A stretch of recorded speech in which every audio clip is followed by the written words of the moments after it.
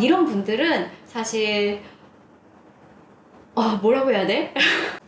어, 오쌤, 안녕하세요. 어려운 교정치료 쉽게 설명해드리는 교정 전문의 오경화입니다. 오늘은 교정을 고민하고 계시는 분들이라면 한 번쯤 이렇게 찾아보시고 많이 궁금해하시는 상황이죠. 우리가 이제 교정치료를 할 때 나타날 수 있는 부작용들은 어떤 것이 있는지 일단 시작해 보도록 하겠습니다. 오쌤, 가장 흔하게 생각하는 부작용으로는 교정 중에 충치가 너무 많이 생기거나 아니면 잇몸 염증 때문에 치아가 다 망가져서 교정 후에 아예 내 치아를 사용하지 못하게 되진 않을까, 뭐 이런 고민들을 좀 하시는 것 같아요. 사실 교정 중에 나타나는 충치나 잇몸 염증 같은 경우는 교정의 부작용이라고 말하기는 조금 힘든 것 같아요. 근데 그것보다는 교정 중에는 우리가 이제 치아 표면에 브라켓이라고 하는 다른 장치가 붙어 있기 때문에 아무래도 이제 양치가 좀 하기가 힘들어지거든요. 그래서 구강 위생 관리가 철저하게 되지 않을 때 나타날 수 있는 문제점들이라고 생각이 돼요. 교정 중에는 이런 교정용 칫솔이라고 해서 이제 일반 칫솔하고는 다르게 이렇게 가운데를 보시면 이렇게 움푹 들어간 이런 칫솔을 사용을 하게 돼요. 그래서 이 움푹 들어간 부위를 치아에서 이 브라켓이라고 하는 교정 장치가 붙은 부분에 이렇게 딱 위치를 시켜서 여기서 이제 위아래로 각도를 주면서 이렇게 양치를 하라고 이렇게 양치 교육을 시켜 드리는데요. 매달 오셔서 스케일링도 해드리고 이렇게 양치 교육을 해드리고 이래도 양치가 조금 잘 안 되는 경우가 있어요. 이제 특히 이제 어린 친구들에서는 충치도 잘 생기고 양치를 하기가 조금 힘들어 하니까 이런 경우가 좀 많이 발생을 하는데, 이런 어린 친구들 같은 경우는 교정을 한 중간중간에 이제 주기적으로 뭐 3개월이나 6개월에 한 번씩 불소독포를 해준다든지 이런 식으로 다른 조치들을 함께 병행을 해서 충치가 발생할 수 있는 가능성을 조금 많이 줄여주기도 하고요. 그리고 요즘에는 이제 인비절라인이라고 해서 이렇게 꼈다 뺐다 할 수 있는 장치가 좀 나와 있거든요. 그래서 이런 인비절라인 같은 경우는 이제 이런 모형만 보셔도 아시겠지만 치아 표면에 이제 브라켓과는 다르게 굉장히 작은 장치가 좀 붙어 있어요. 그래서 요거는 이제 이름은 어태치먼트라고 하는 장치인데요. 그래서 이런 장치가 붙어 있는 경우에는 기존의 브라켓보다는 조금 더 양치하기가 좀 수월해지지 않았나 이렇게 생각이 들어요. 또 나이가 있으신 성인분들 같은 경우에는 교정 중에 잇몸이 내려앉진 않나, 무너지진 않을까, 뭐 이렇게 걱정을 많이 하시는데요. 사실 이제 어떤 염증성 질환을 가지고 있으시다든지 아니면 급격한 호르몬의 변화를 겪고 계신다든지 뭐 이런 문제가 아니라면 불규칙한 치아 배열이 개선되면서 이런 잇몸 관리는 조금 더 수월해질 수가 있어요. 잇몸병이 잘 조절이 된다면 잇몸이 약하신 분들도 충분히 교정을 받으실 수가 있어요. 평소에 집에서 깨끗하게 관리를 잘 해주시고 한 달에 한 번 치과에 내원을 해주셔서 적절하게 이제 뭐 스케일링이나 다른 관리들을 받아주신다면 차라리 교정 치료를 받는 기간은 내 치아가 건강해지는 시기라고까지 말할 수도 있을 것 같아요. 네, 제 생각입니다. 네. 두 번째로는 블랙 트라이앵글이 생긴다라고 이제 많이 알고 계세요. 이제 블랙 트라이앵글이라는 단어가 원래는 전문 용어였지만 이제는 굉장히 많은 분들이 알고 계시죠. 이제 이 단어는 이제 치아랑 치아 사이가 있으면 이제 그 밑으로 이렇게 이제 공간이 발생하는 경우인데요. 사실 이 공간이 발생하는 원인은 따로 있어요. 그래서 첫 번째로는 우리가 나이가 들면서 잇몸뼈가 매년 조금씩 내려가게 되거든요. 그러면 원래는 잇몸뼈랑 잇몸으로 이렇게 채워져 있던 공간이 나이가 들면서 그 높이가 낮아짐에 따라서 빈 공간으로 나타나게 되는 거예요. 그래서 나이가 들면서도 자연스럽게 이런 공간이 생길 수가 있는 거고요. 또 이제 교정을 받으시는 분들이라면 보통 이제 덧니가 있으셔서 교정을 받으시는 경우가 많이 있잖아요.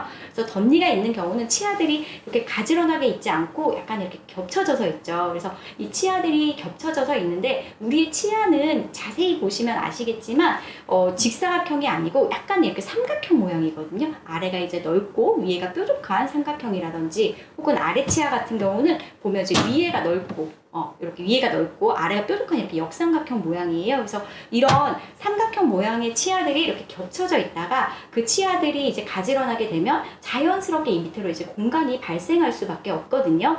그래서 블랙 트라이앵글이라는 공간은 이런 이제 나이에 따라서 잇몸이 내려가는 현상이라든지 아니면 치아가 배열이 되면서 자연스럽게 발생할 수밖에 없는 공간이라고 보시면 돼요. 이 공간은 이제 교정 중에 치아 사이 다듬기라는 행위가 있는데요. 그런 행위를 통해서 조금 줄여드릴 수는 있어요. 하지만 이 공간을 다 줄여야 할 필요도 없고 다 줄일 수도 없어요. 그러니까 이 공간은 내가 이제 앞으로 잘 관리를 해주면서 더 커지지는 않도록 그렇게 유지해 나가시면 되는 공간이라고 생각해 주시면 될 것 같아요. 또 교정을 하면 치아 뿌리가 짧아진다고들 많이 걱정하시죠. 이제 특히 재교정을 고민 중이신 분들이라면 이 걱정을 많이 하고 계시는 것 같아요. 사실 교정이라는 행위 자체가 치아랑 치아를 둘러싸고 있는 뼈를 약간 흡수를 시키고 다시 만들고 이런 과정을 통해서 이루어지는 행위이기 때문에 이렇게 치아가 이동을 하면서 약간의 치아 뿌리가 조금 손상될 수 있는 가능성은 조금 있어요. 근데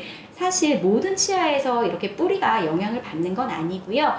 이전에 이제 외상을 받은 치아, 넘어져서 이제 큰 힘을 받았다든지, 혹은 이제 치아 뿌리가 짧고 휘어져 있다든지, 아니면 너무 얇다든지 이런 특성을 보이는 치아들에서 치아 뿌리가 흡수되는 현상이 나타날 가능성이 조금 높아요. 그리고 우리가 교정을 하면서 이제 입이 너무 많이 나와서 치아를 굉장히 뒤로 많이 이동을 해야 된다든지 아니면 위의 방향으로 이동을 해야 된다든지 이런 식으로 조금 더 이제 이동량이 많은 경우에도 치아 뿌리가 흡수될 가능성이 조금은 높아져요. 하지만 이제 어떤 치아에서 치아 뿌리가 흡수될 가능성이 높은지 혹은 어떤 이동을 하면 치아 뿌리가 흡수가 되는지 이런 거를 미리 예측하기는 굉장히 어렵고요. 치료 중간중간에 엑스레이나 다른 이제 사진들을 통해서 그 치아의 상태를 판단을 하고 그 이후 향후 치료 계획을 조금 성립을 하게 돼요. 요즘에는 치과 재료가 굉장히 많이 발달을 해서 예전보다는 훨씬 더 약한 힘으로 지속적으로 이제 치아를 이동할 수 있게 돼서 예전에 비해서는 이렇게 치근이 흡수되는, 그러니까 치아 뿌리가 짧아지는 이런 부작용도 굉장히 많이 감소하기는 했어요. 아무래도 교정 중에는 치아들이 약간은 약해져 있는 상황이기 때문에 이럴 때 이제 외부에서 큰 충격이 가해지면 또 치아 뿌리에 안 좋은 영향을 줄 수가 있거든요. 그래서 저희가 교정 중에는 너무 딱딱하거나 질긴 음식은 조금 피해 주시라는 그런 주의사항, 당부의 말씀도 함께 드리고 있어요.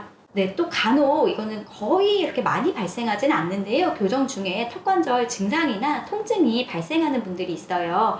교정이라고 하는 것은 치아를 움직이는 과정이기 때문에 교합, 우리의 치아가 무는 정도가 매일매일 조금씩 달라지거든요. 그래서 이제 치아 무는 게 약간은 불안정하면 턱관절 증상이 나타나시는 경우가 간혹 있는데요. 사실 이 경우에도 내 몸에서 전혀 문제가 없었던 턱관절이 문제가 생긴다고 보기는 조금 어렵고요. 그 이전에 턱에서 소리가 난다든지 아니면 조금 피곤하면 턱이 약간 뻐근하다든지 이런 이전에 교정하기 전에 턱관절 질환이나 증상이 약간 있으셨던 분들, 그런 분들에서는 교정을 하면서 턱관절 증상이 발현되는 경우가 간혹 있어요. 이런 경우에는 턱관절 증상을 같이 이제 컨트롤을 하면서 이제 교정 치료를 같이 진행을 하게 돼요.